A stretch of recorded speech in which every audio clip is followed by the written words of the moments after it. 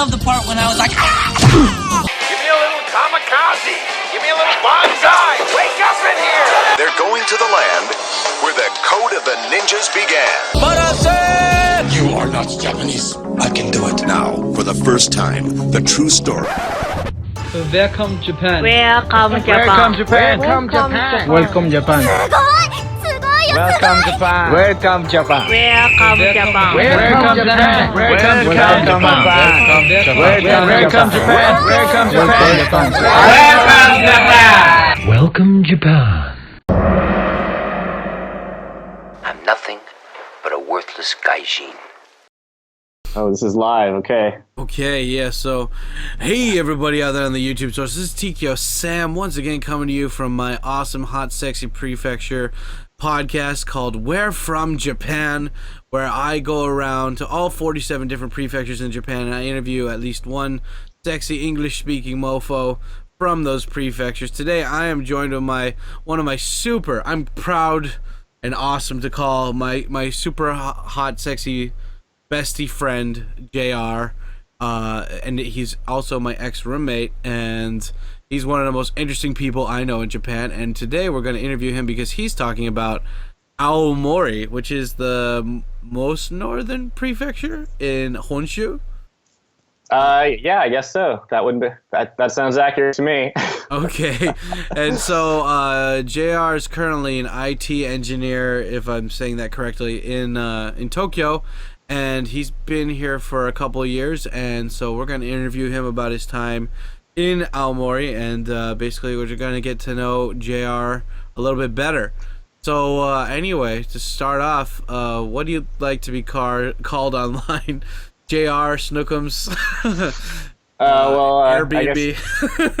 Thanks for having me, Sam. You can just call me JR, that's fine. I don't have a YouTube channel or anything going right now, so I don't have a handle that I need to be called by. Even though he's hilarious.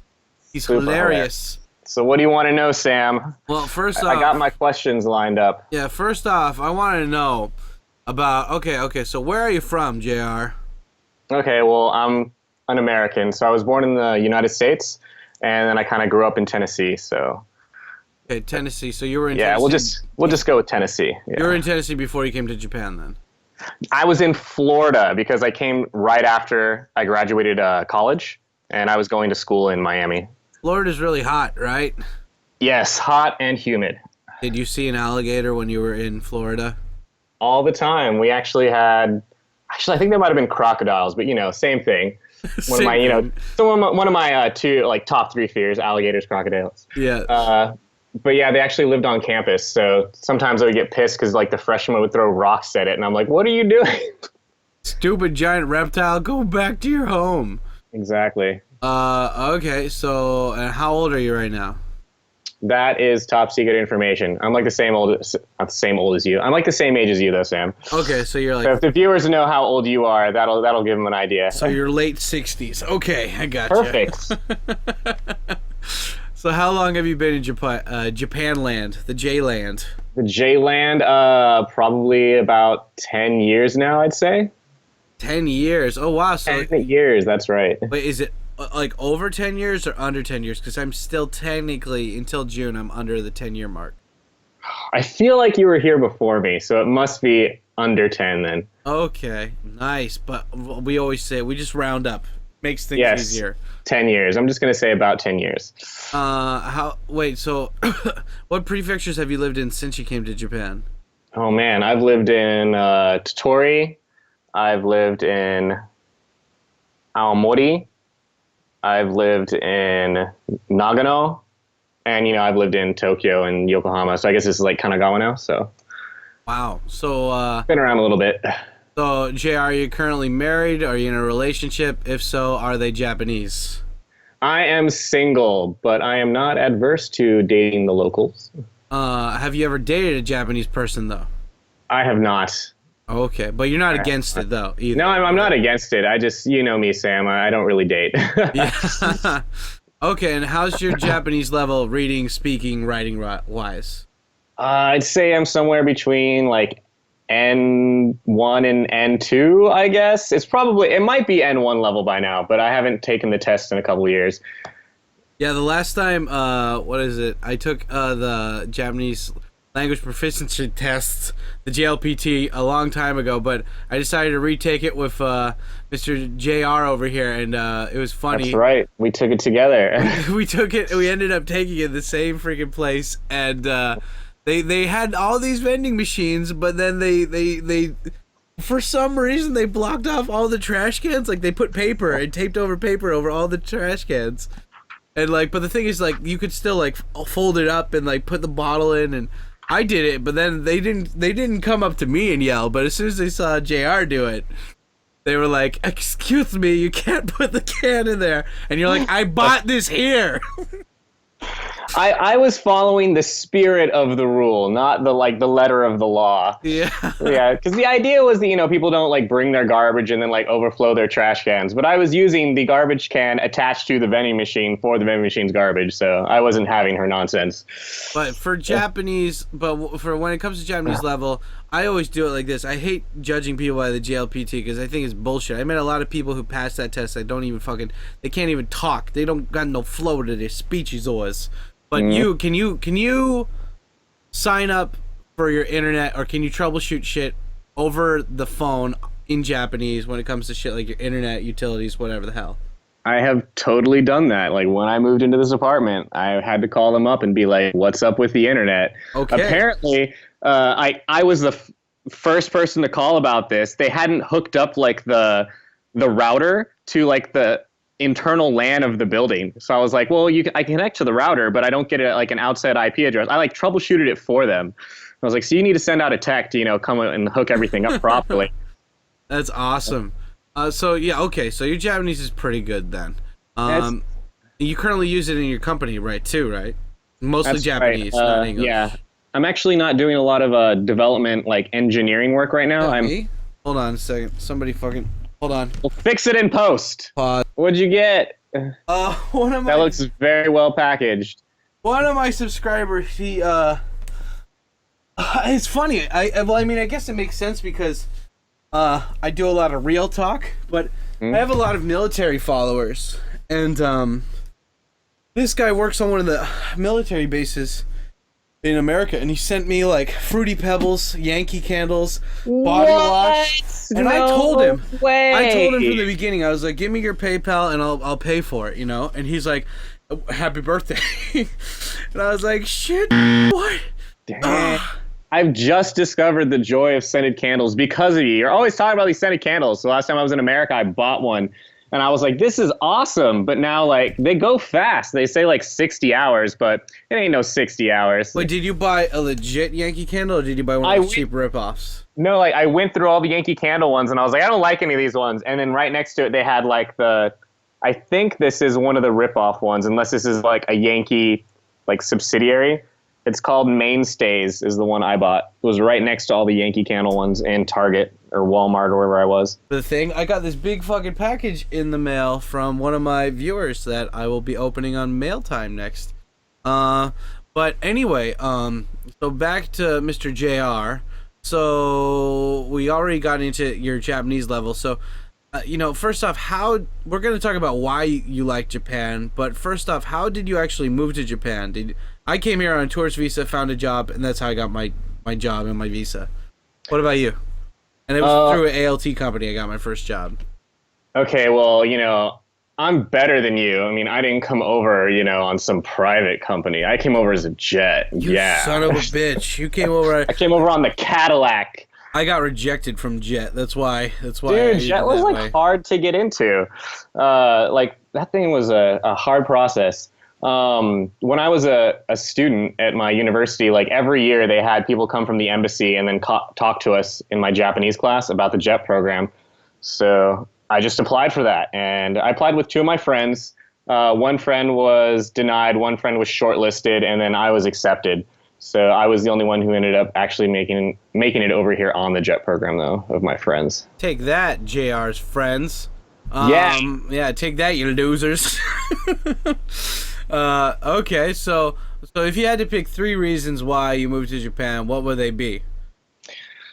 Okay, I'm gonna go with language study. Okay. pop culture, because I'm a big anime, J-pop, whatever nonsense fan.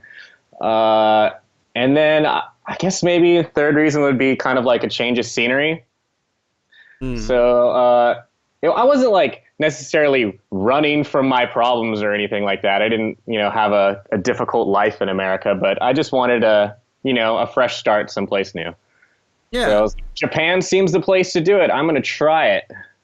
Did you think about ever going to Korea or China to teach English?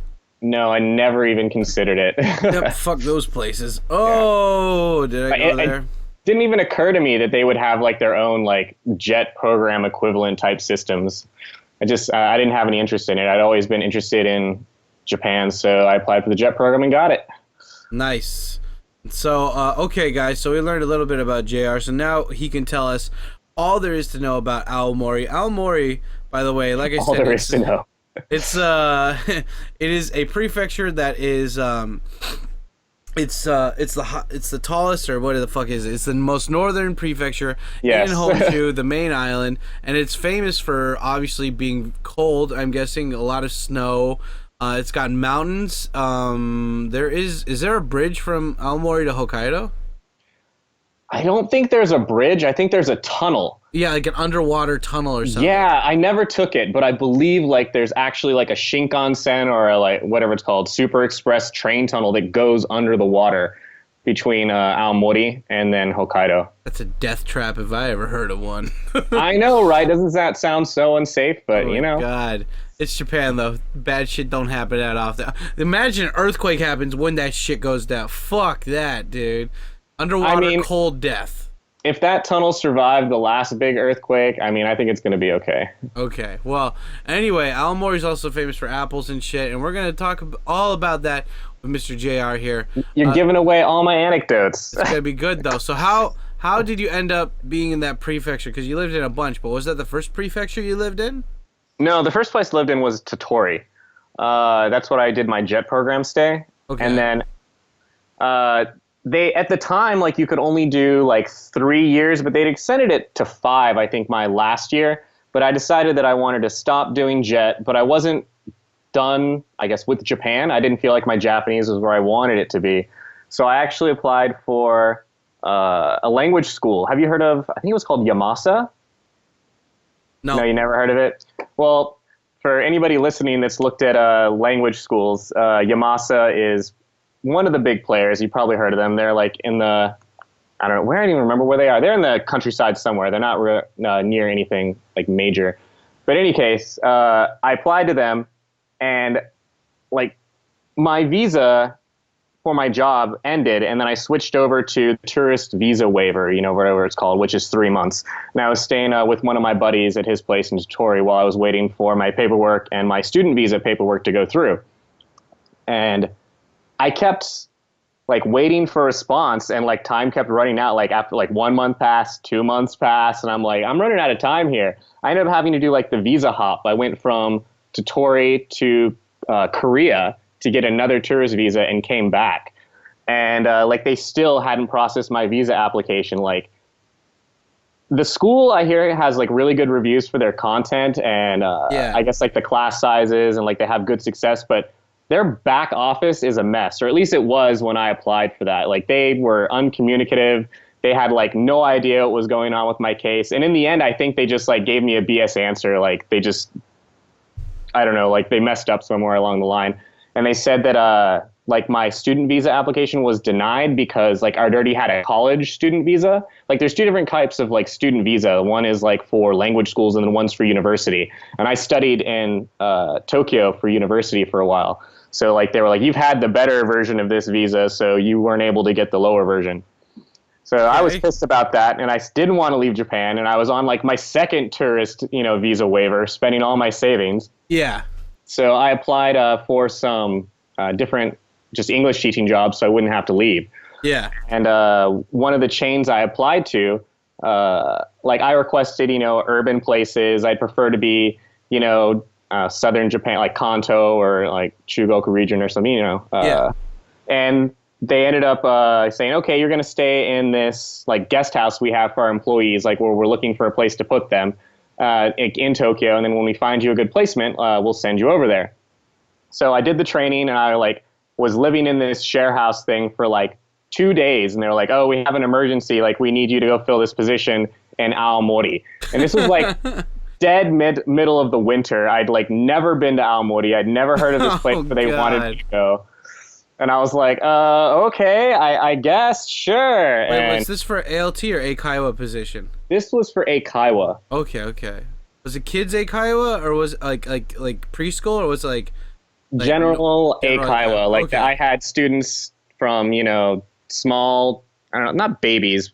Did I have a baby? I think I did have one baby student, and then all the way up to, adults, the housewives and the businessmen, etc. Okay, so they moved you all of a sudden to Aomori in the middle of winter, probably while it's all snowy and shit.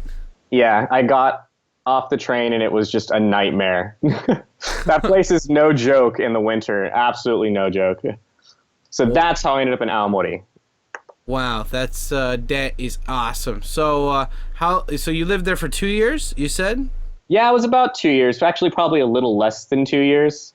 I didn't want to be there anymore. I wanted to get back to the city, so you ended up back. Okay, so you ended up going there because you needed a job last minute because that shitty ass language school couldn't provide a student visa. When all you wanted to do was isn't it funny? It's all you wanted to do was kind of contribute to Japan, learn the language. You already had worked for the government, and they're like, yeah, nah, fuck you, buddy. Absolutely not. Yeah, it was you're a piece of shit. You don't deserve it.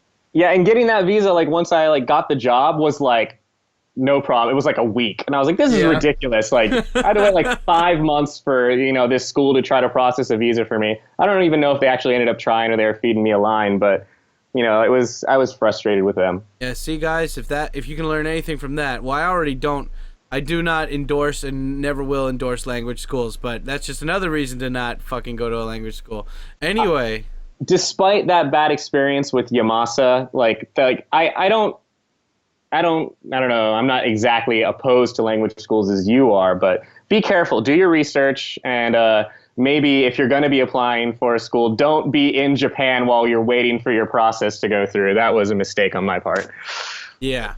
So anyway, guys, so let's get back to more floofy questions. So what food is from Aomori? What's famous food? You already gave it away. Apples. That's what's in Aomori. It's got to be more than just apples. There was nothing that was extremely standoutish.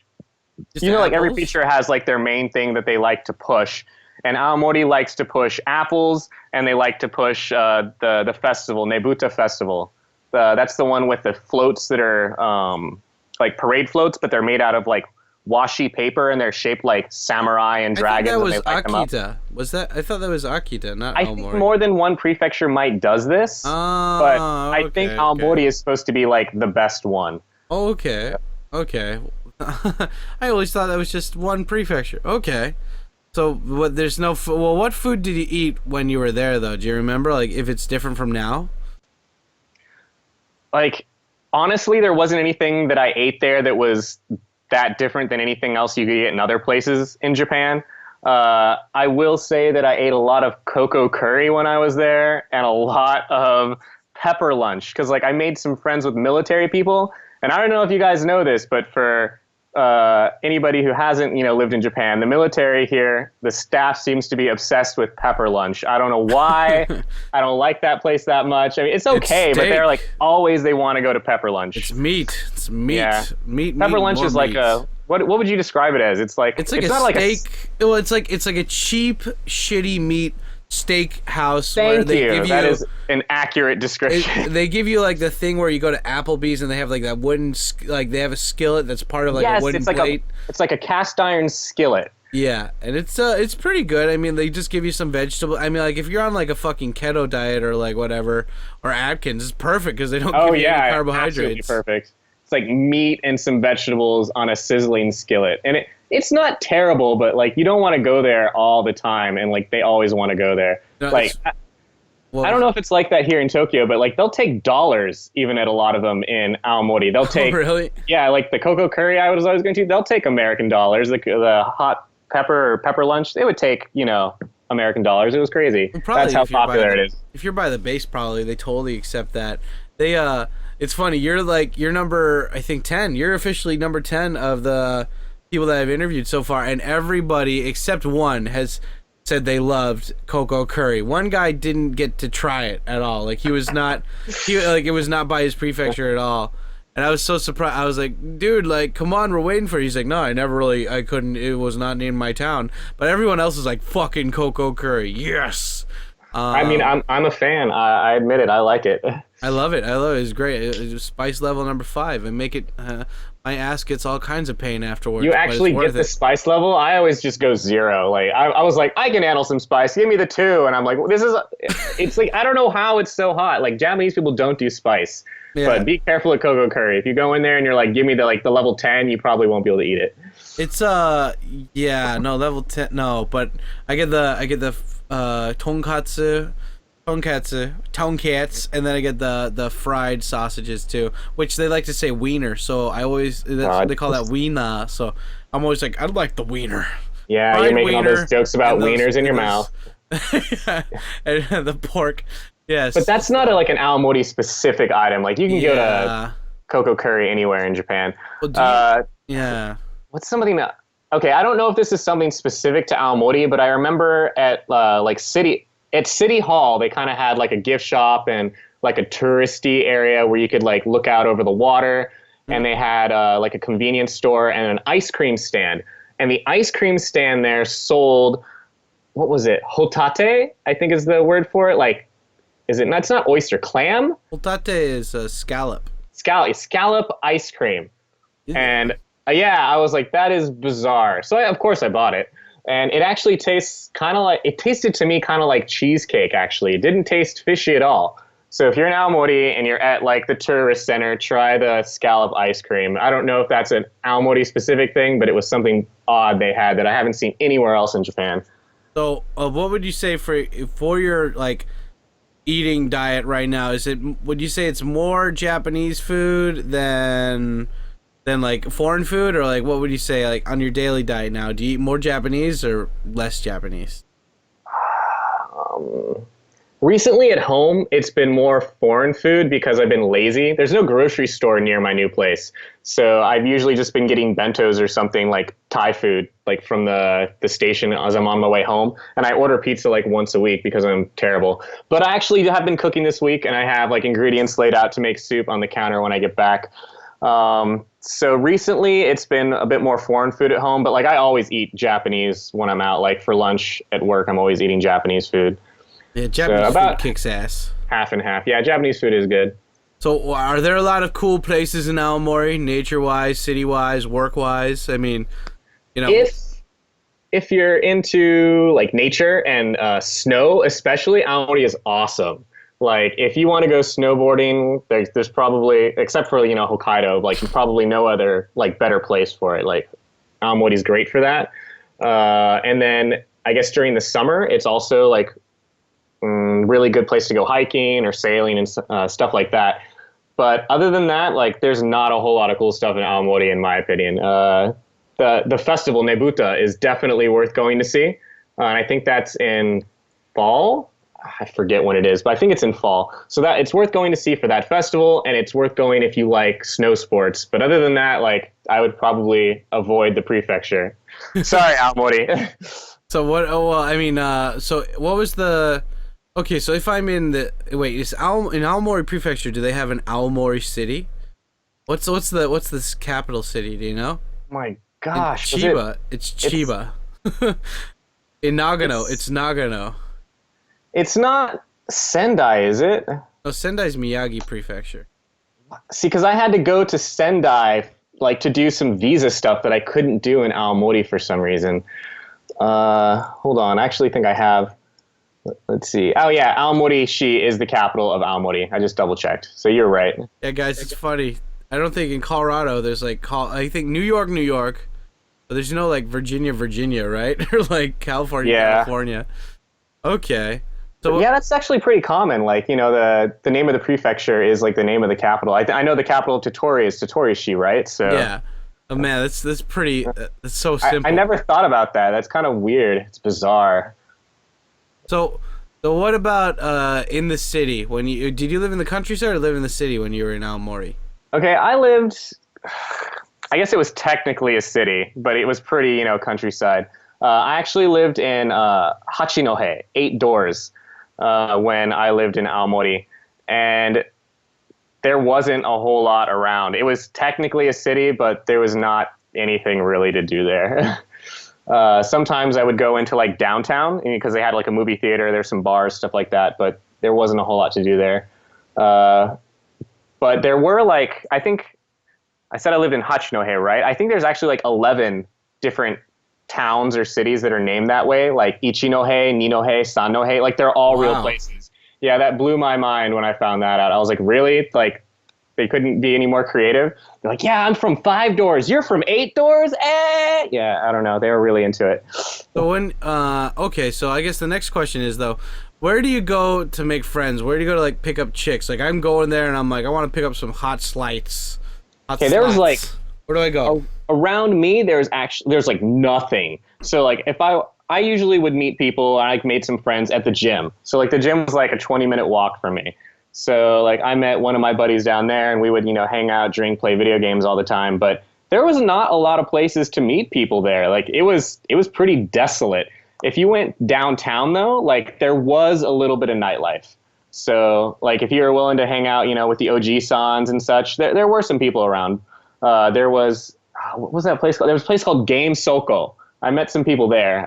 Game Soko is like this gigantic, like used video game, movie, media store. It was like the coolest store. It was one of the coolest stores I've ever seen in Japan, and it was in the middle nowhere countryside. I looked it up online. I think there's like 3 or 4 different ones around Japan. If you know what Mandarake is, right? Yeah, Mandarake. That's like the comic book, like geek, not anything card store. Yeah. It's exactly like Mandarake, but bigger. It was huge. So if you're an otaku type and you're in Aomori, that could be something else you check out, I guess. But there really weren't a whole lot of places to meet people. So if you wanted to meet people, you usually had to do it, like online, or you had to join some sort of like community service, like a taiko group or something.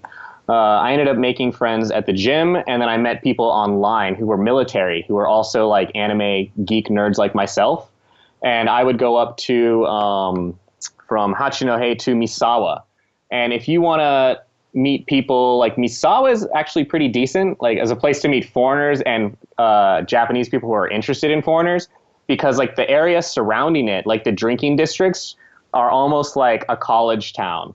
Like you would go in there and they would have like a shot menu. Like you never see a shot menu in Japan, but they had like chocolate cake shot, or blowjob shot, like all these like weird shots. You could get fish bowls, and there would, be, like 10 people drinking out of a giant fish bowl, like this alcoholic punch thing. That's so, awesome. Like, those were good places to meet people, like if you wanted to meet foreigners or Japanese people who are interested in foreigners. Yeah. But other than that, their pickings were kind of slim.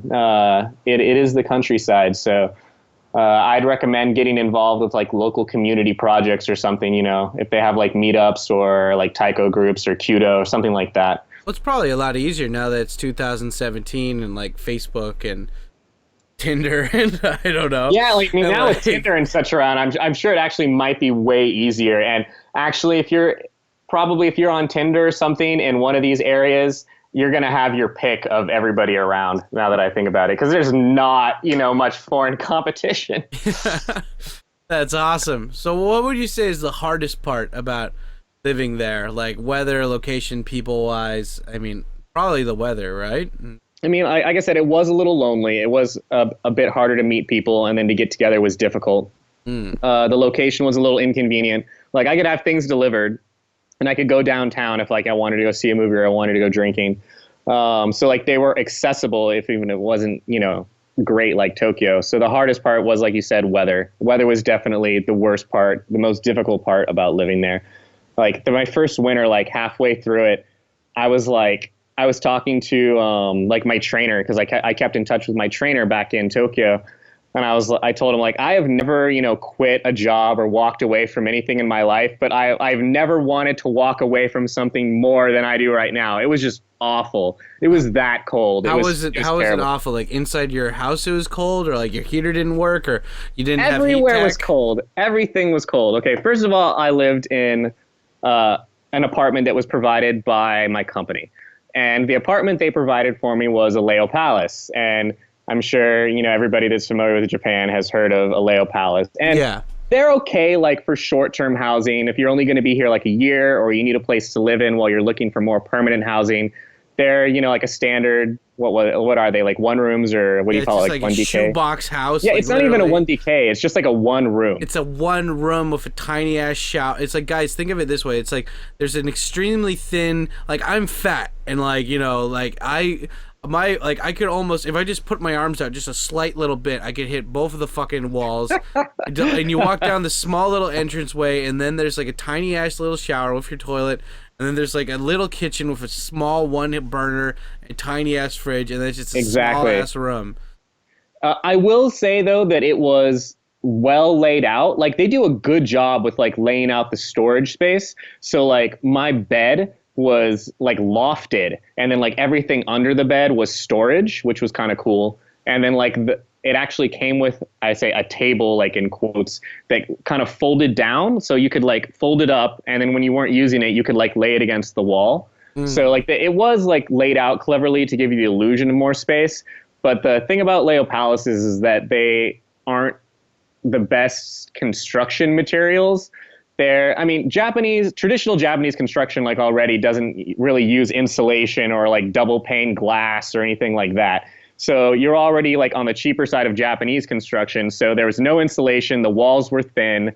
Like, it did have a heater, but like that AC was not enough to keep it, below freezing in my apartment. So like I had a kotatsu and a kerosene heater, and I had the AC. So like in the morning I would wake up in bed, and I would be in the futon, and then I would have like 3 or 4 blankets on top of me. Yeah. And I had like my AC remote in bed with me, and I would turn on the heater and I would wait like 10 minutes, and then I would like reach my arm out from the covers, and then I would lean out from the bed, and I would hit the kerosene heater, and I would let that run for like 10 minutes before I could even like think about getting out of bed. It was that cold. It was so cold that like the olive oil in my kitchen would separate and start to freeze. Like, I've never seen it get so cold that like oil like would separate and freeze. It was that cold. Like, you would put things in the refrigerator to make sure they wouldn't freeze, because like the refrigerator would keep them warmer than leaving them outside.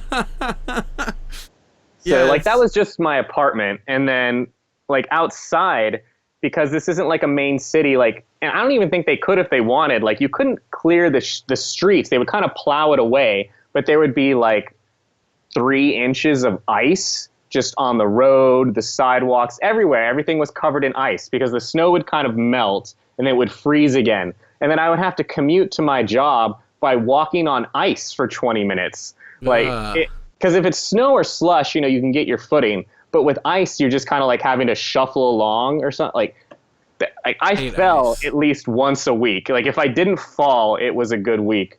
My supervisor in Tokyo ended up sending me these, like, they weren't snowshoes. They were like these rubber, like, spike things that you would attach to your boots to help you, like, get a foothold. So you would, like, take a step and jam these spikes into the ice, and then take another step and jam spikes into the ice.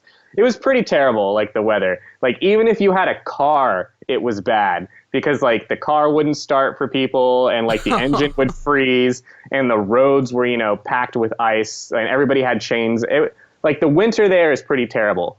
But I will say that it has the best, like, summer and fall and spring of any place I've ever lived. Like, it's always nice and cool, and there's a breeze.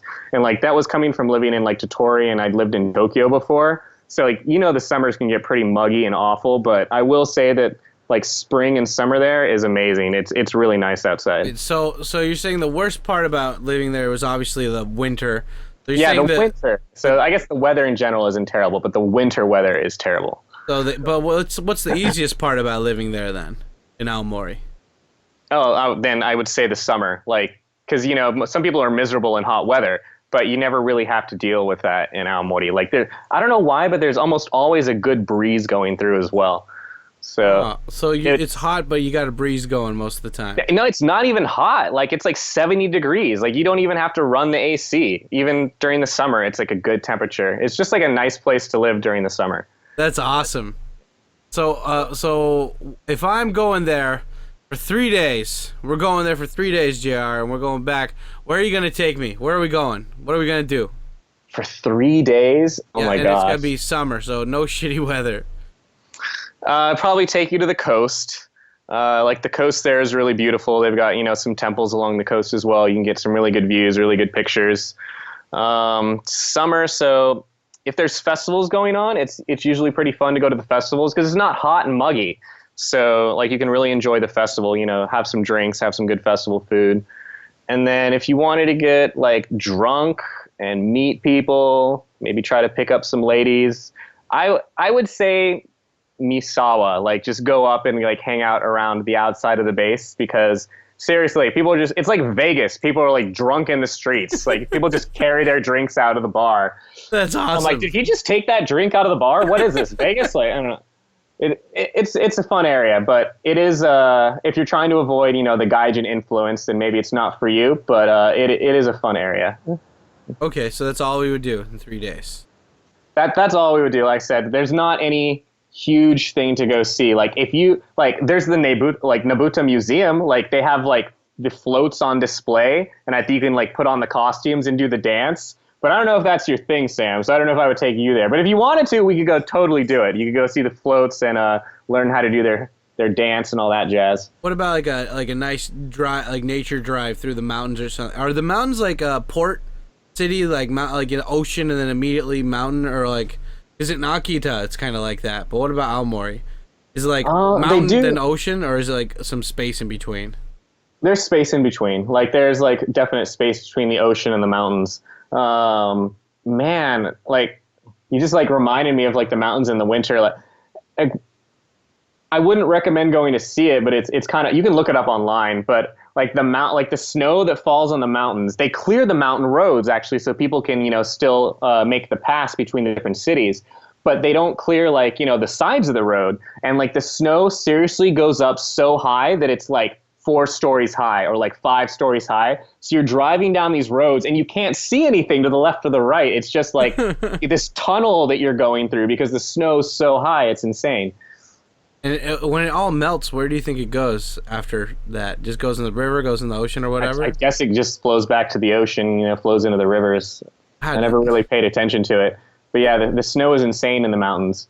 That's awesome. Shite. So where was your local hangout if outside your house? Like where did you usually like to go to hang out when you weren't at home? This is terrible, but I would go to like the Net Cafe or like the Game Soko. Like there's seriously nothing around me.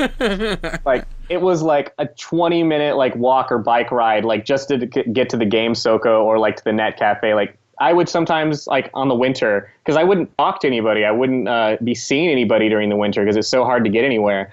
Like I would make like the 20-minute walk became like 45 minutes. So I would put on like a perfume mix, put on my snowshoes, and I would like waddle all the way to the Net Cafe to like, because I have internet at home, and I would just like eat lunch there just so I could interact with people, and I like use the drink bar and like hang out there for a while and then come back. So like in my like direct area, there was really nothing to do. Like you can go downtown, or if my military friends wanted to hang out, we would go up to Misawa and we would hang out at people's houses. Like it's important either to be like a homebody and like wanting to like play games online, or have friends with cars, because you're going to be hanging out in people's houses. Like you're not going to be wanting to go out during the winter. And then during the summer, like you can go out and go drinking and stuff like downtown or like Aomori or downtown Hachinohe. But even if you had a car, it would still kind of suck for winter. Yeah, even if you had a car, winter still sucks. Okay. So now, I know you're wanting to find like, the hot locations, like the cool places in Aomori. So there just aren't any. Yeah, no, I mean, sorry, like, Aomori. Yeah, this is guys, this is what this whole podcast is about. It's about real experiences, not like, you can say good or the bad. There's no bias here. It's all, well, I mean, there's no personal bias by me. It's all about the person who I'm talking to and their raw experience there. Yeah. And that's awesome. So let's get more into, interesting shit regarding, other stuff and JR and Aomori. So Yeah. Do you have any fun stories about the time you were in that prefecture? Or some interesting stories? Okay.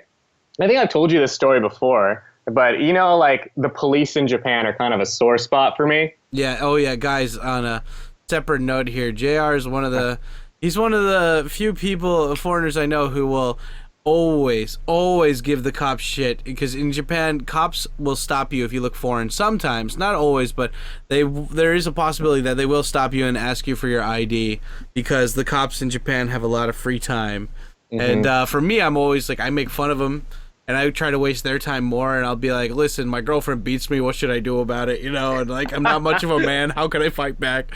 Or something, just to like fucking take up their time too. But JR has a personal vendetta against the cops who do that. So, yes, please continue your story of... that originated in Aomori, like, because up until then, like, I'd always been, I had no problem with the cops, because, like, it's an inconvenience when they stop you and they ask, like, to see your identification or whatever, but it's their job, and if you answer their questions, like the interactions are usually over, in like 5 minutes or even less. Like if you just follow the directions and you're friendly.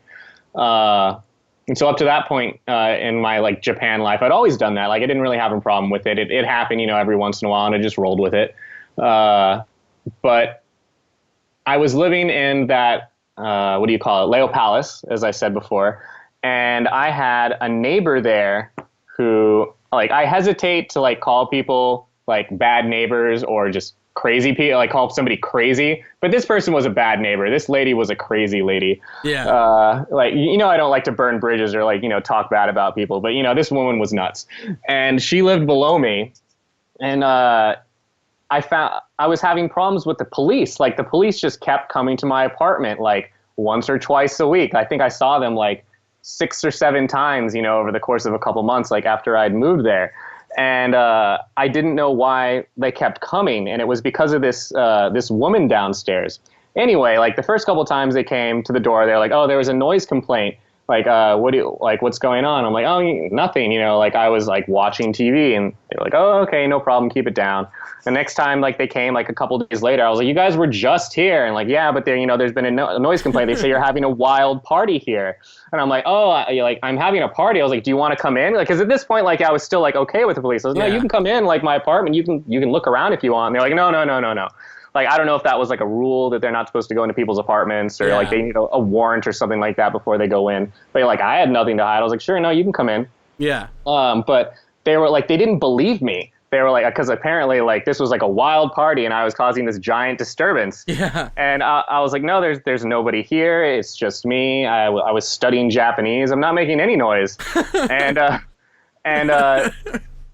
they were like, at that point, because I had like the breeze was coming through the apartment, like the door shut, not the genkan, but like the door behind me, because sometimes like there's the open door and then there's like a door that separates the genkan from the rest of the apartment. Yeah. Like that door blew shut from the wind, and the police got all like uppity with me, like, who's in there? And I was like, it was the wind, dude. And I went back and I opened the door. You can see my entire apartment from the door anyway. Yeah. It's a small place. I was like, do you see anybody? There's nobody here.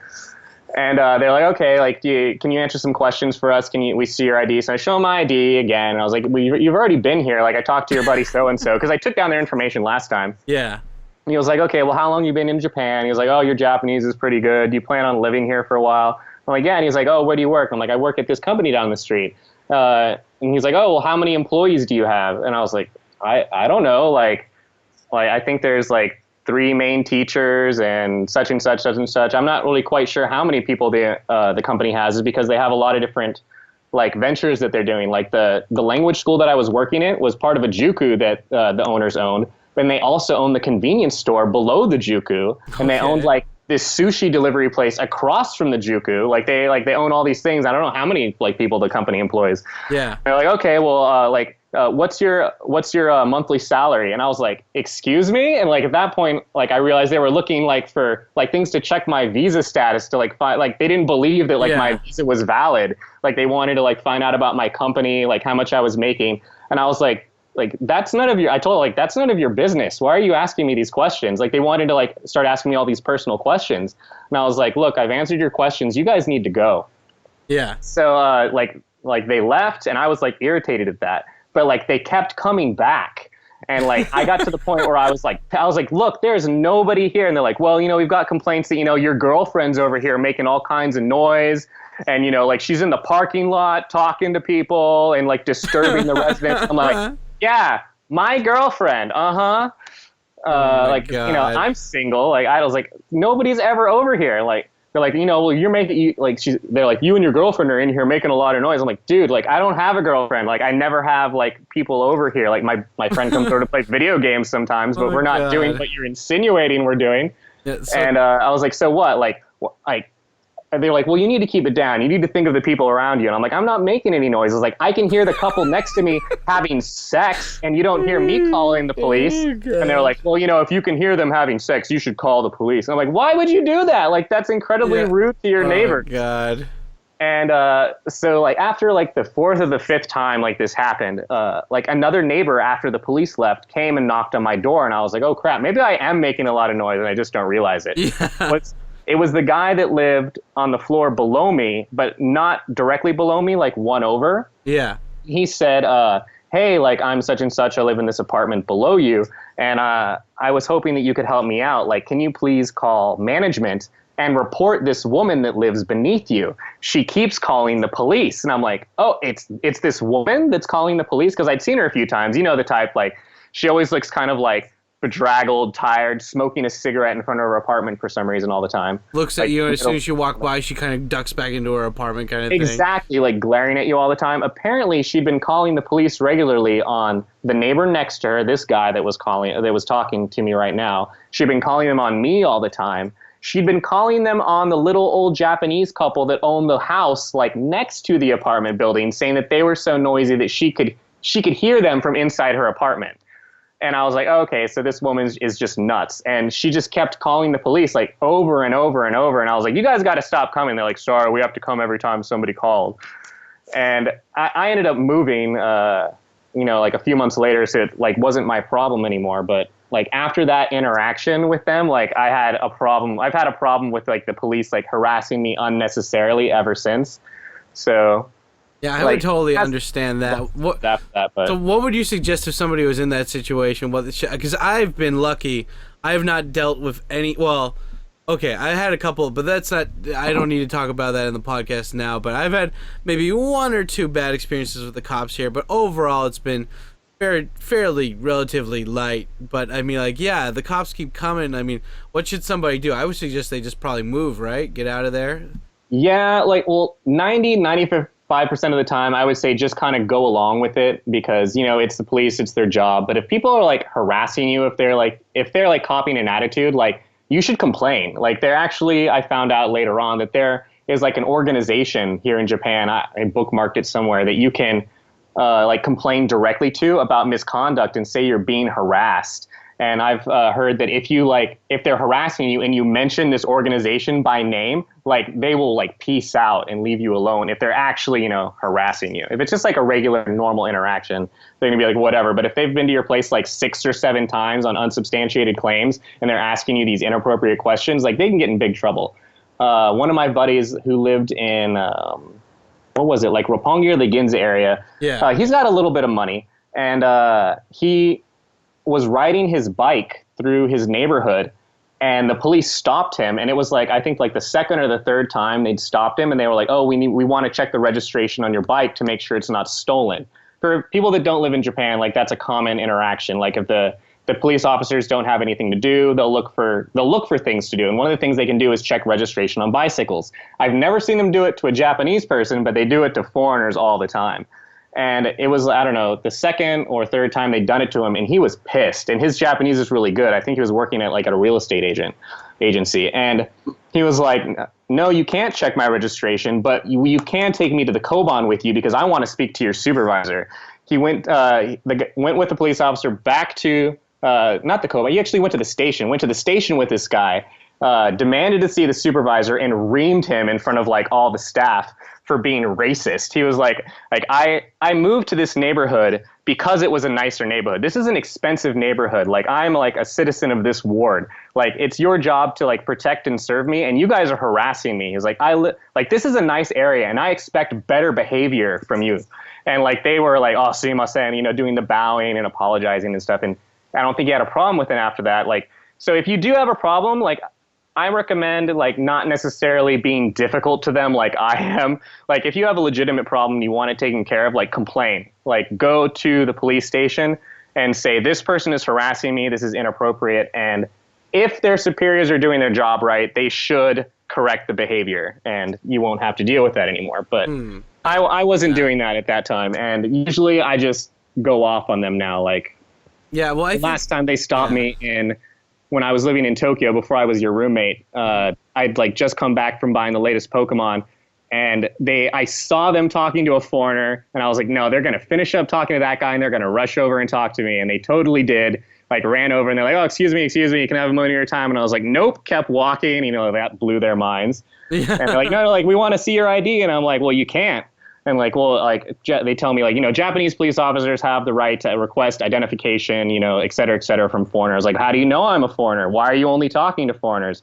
Because the law also says you're only supposed to stop people that you suspect of like having just committed a crime or about to commit a crime. I was like, do I look suspicious? Like, I'm just walking home to play Pokemon. Like, why are you doing this? And like, I just got madder and madder until I was yelling at them and calling them racists and asking them, like, aren't you embarrassed to be behaving this way? And usually, you know, the police don't expect foreigners to speak Japanese, and they certainly don't expect somebody to go off on them and call them out on it and, you know, embarrass them in public. So after that, I didn't have a problem with them. But to be fair, like, it was like the third or fourth time they stopped me in front of there. I was like, don't you remember me? Like, I remember you. Like, why, if you're going to, like, be like profiling the foreigners here, like you need to remember who lives here. Like you can't be stopping us all the time. It's inappropriate.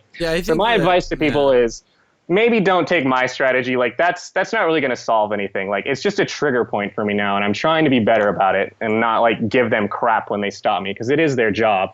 But if you have a legitimate complaint, like go to the police station and file a complaint. It should correct the problem. Yeah, I remember I was on Blacks in Japan group, because you know that's where I am, and that is like the guys, for all of you listening here, I apologize if you are black or African or whatever who are watching this, but there's a group on Facebook called Blacks in Japan, and it is like one of the most ignorant, dumbass fucking groups I've ever been a part of.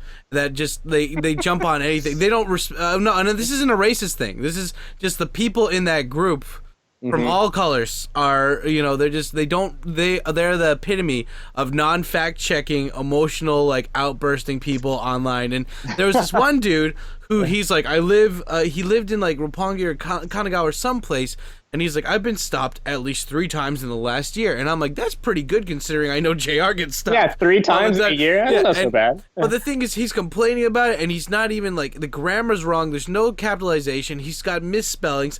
And I'm like, if you are, I understand if you're emotional, but it's like, dude, like, you need to, like, articulate yourself better. And then, like, I'm like, I was like, you know, I know Japanese, and like, you know, all these people are like, yeah, fuck the cops are racist, no Japanese people, and I'm like, and I told him, I wrote a message, I'm like, dude, like, you know, give me the police thing, like, let's call, like, I can call them for you, I speak Japanese. He's like, no, fuck that, man, the whatever. Way you're supposed to. If you're actually having a problem, if you talk to, you know, somebody in power, they should be able to address your complaint in Japan. And he's just like, that's futile, man, like, that's stupid. No, that's making him sound smart. He was just like, justifying. He's like, I studied Ikebana for like 3 months, and like I fucking came here as like on a cultural visa. I know all the shit about Japan. I'm like, well, you sound like a fucking retard. All these people just jumped on me, and I'm like, I tried to help you, you piece of shit. But yeah, guys, if you have an issue like this, I mean, I highly suggest, even if you don't speak Japanese, if you don't have any friends that are bilingual, fucking first get somebody who's bilingual.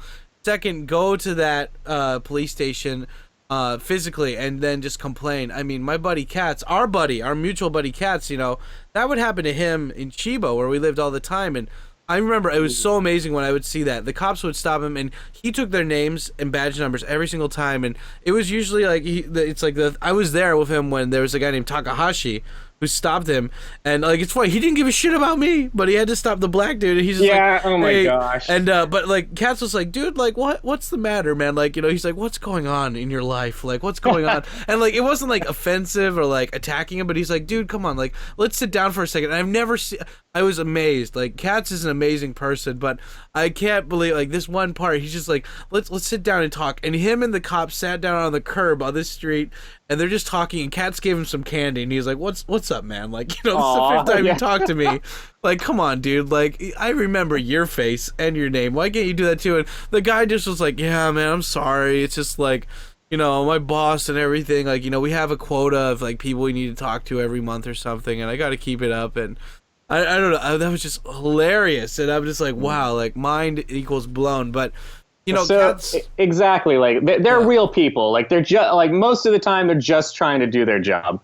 Yeah, but I mean, at the same time, like you can either be a bitch about it and complain like unarticulated retard like those dudes in that fucking Facebook group, or you can actually do something it might not work all the time, but at least it's something where you can actually call the police station or find that organization. If I can find it, I'll put it in the description for this video, this podcast later.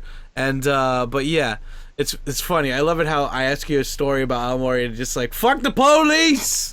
I didn't intend for this to, you know, turn out like that, but I thought I gave a pretty reasonable account of my experience with them.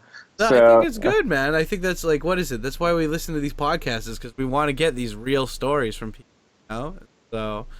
So that would be an interesting story about me living in Aomori. Now you know the origin of my trigger with the police, which triggered, it triggered, you know, like hashtag triggered.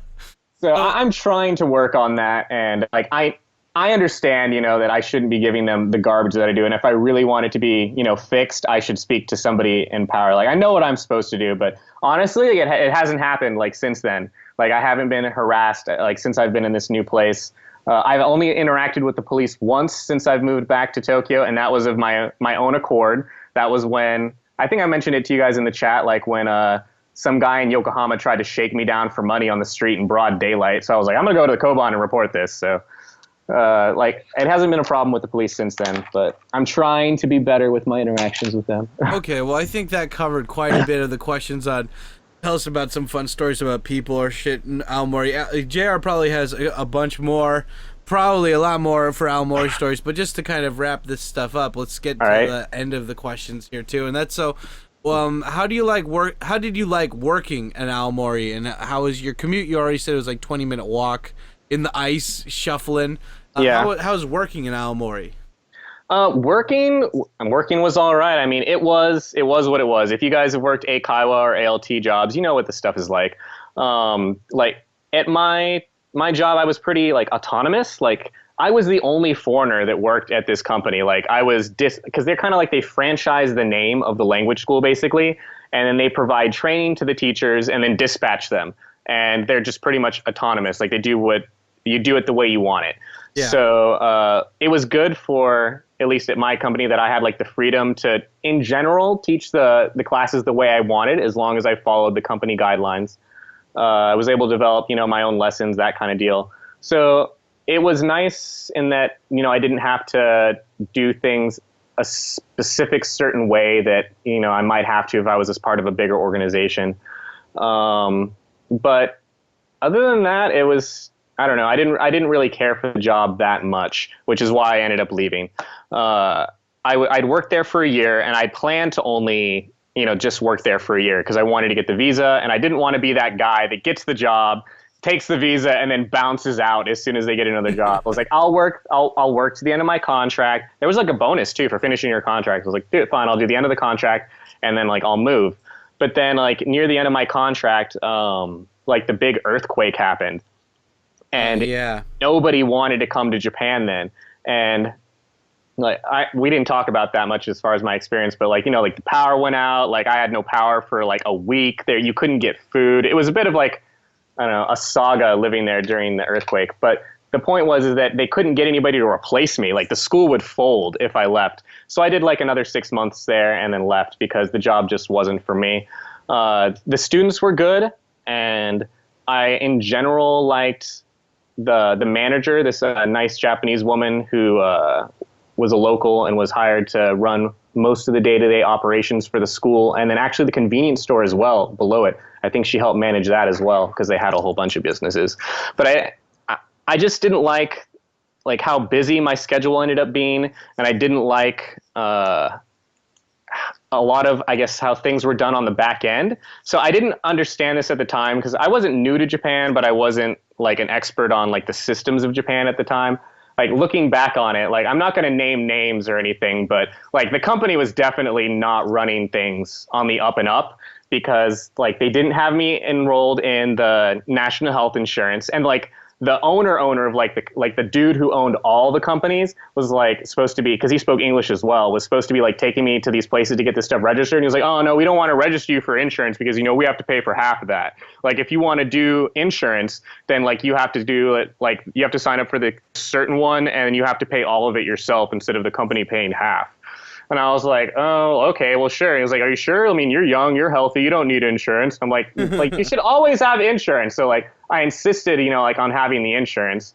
And because like I enrolled in insurance, then like that also automatically put me into the pension program. Yeah. Like, because you're supposed to, you know, be a part of the pension program. It's the law. And yeah.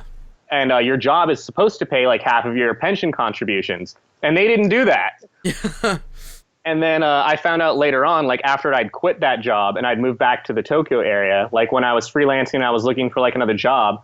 Like you can go to Hello Work and like they'll help you out, and you can actually collect unemployment as well, you know, like when you lose your job in Japan.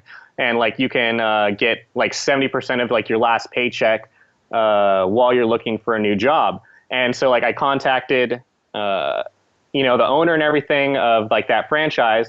And I was like, hey, I need you guys to, you didn't give it to me when I left. Like, I need you guys to send me the, what is it called? Like your unemployment card. Like when you leave the job, like, you know, you're supposed to get your unemployment card back so that you can, you know, collect it if you need to. And they're like, oh, well, you actually don't have one because we never paid for your unemployment insurance. Yeah, that happened to me at my last fucking full-time job, too. And I was like, you jerks. Like, I mean, as far as I know, that's illegal. So yeah, it's only like $10 a month, too. I know, right? Nothing. Like, these guys were cutting corners everywhere.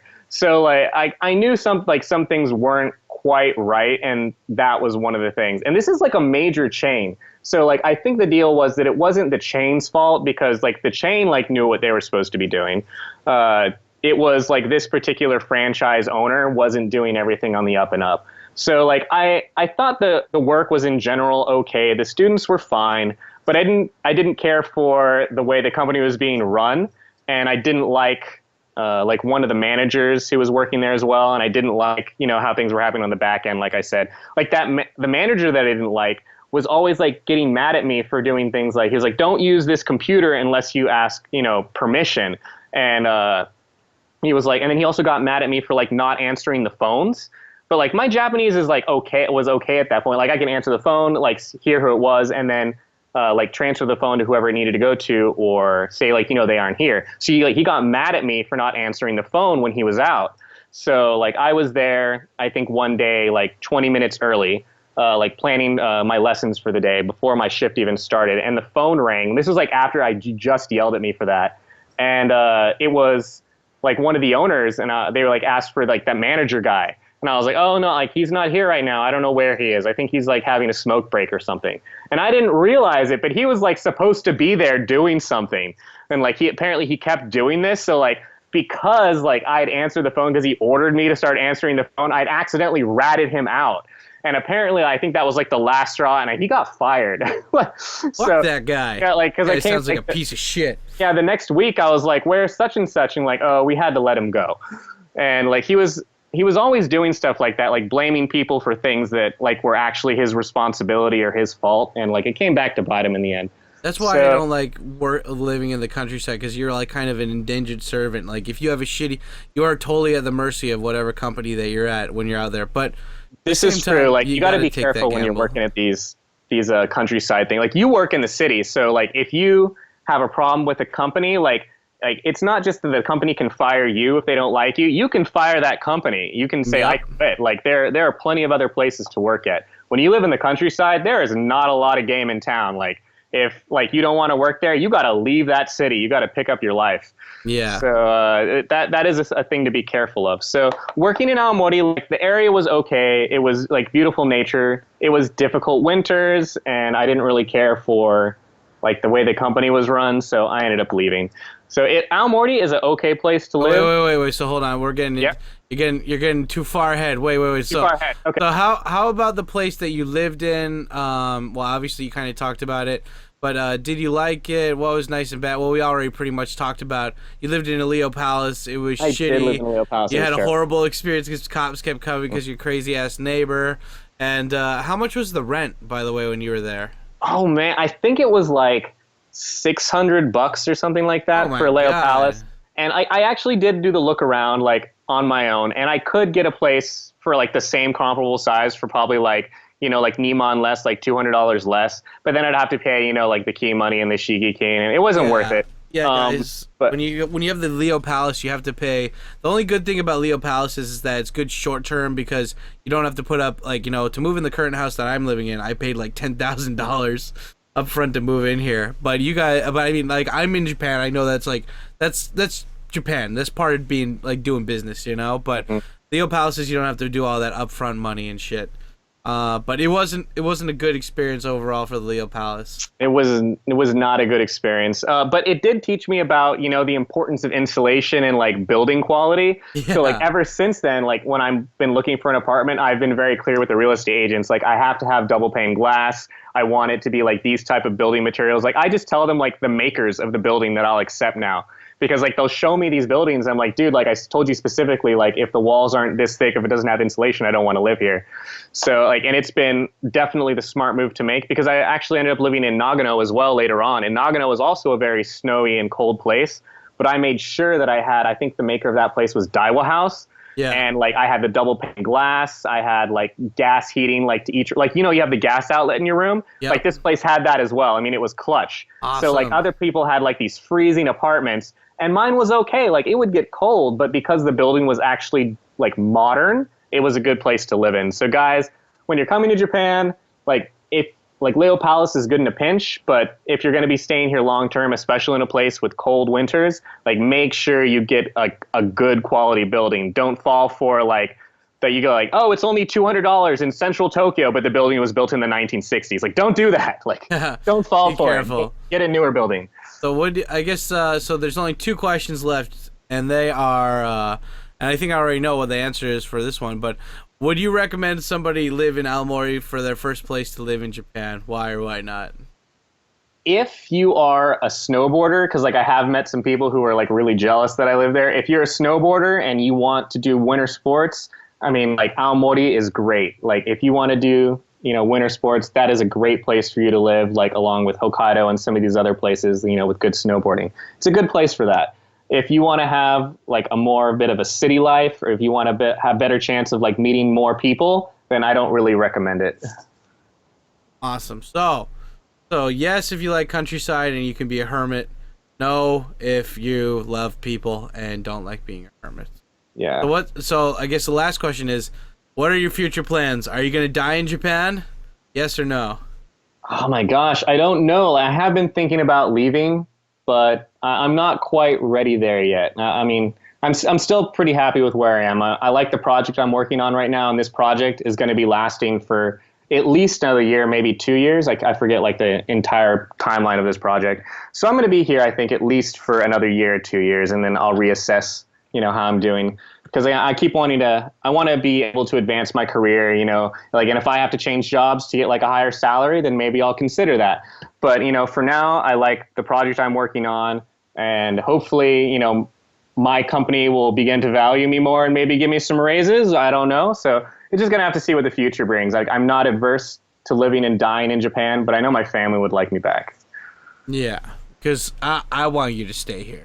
Oh, thanks, Schnookums. I need my bestie JR over here to be here so we can go just nerd it up, and I need somebody who I can call who's always playing Dota 2, and always has spiked hair. You know, it's just Right. That's right, Spike Shizzle. But yeah, guys. So anyway, this is the part of the podcast where I give them the floor. So JR, if you have anything that you want to plug or shout out, now's the time to do it.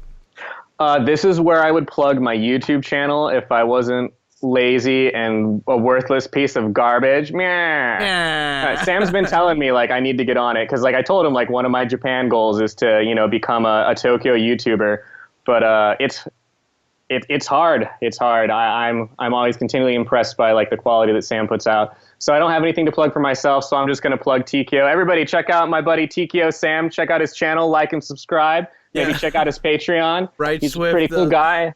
Yeah, and you should support him in what he does. Yay! See, guys, this is I think JR's the first non-pluggy plugger here, and that's awesome. I appeared on this podcast not for my own benefit, but for my buddy, and I want him to see him succeed and grow. So I hope you guys enjoyed this podcast and are able to learn something from it. Yes, and I would normally plug myself afterwards, but JR did it for me. So anyway, I want to thank JR for coming on here. He lives in Kanagawa now, and I don't get to see him as much as I did. I think the first time I saw, because we call each other all the time, but the first time I saw him in person, I think in like 3 years, was like last Halloween, and it's always a good time when my buddy JR is here. And I think he's one of those guys who's naturally funny, but he always says, "I'm not funny. What are you talking about?" And I'm not originally funny. I'm good at making snarky comments after somebody has already said something funny. You're not my supervisor. Exactly. And yeah, guys. So yeah, hopefully he makes a YouTube in the future. And yeah, guys, I hope you enjoyed today's podcast. And JR, before you go, can I just get a little "Stay Black" for everybody from you? All right, stay black, guys. Stay black. Yeah, buddy.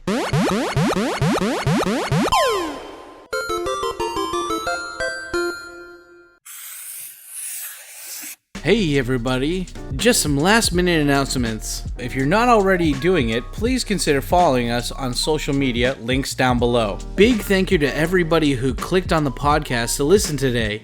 Do us a favor, and if you liked this podcast, help us grow by smashing that like button, subscribe button, and subscribe bell to get notified when the new podcast comes out. Did you learn something new on today's podcast? Do you want to hear more? Which out of these 3 prefectures should we do a podcast on next? Let us know by emailing us at tkyosam@gmail.com.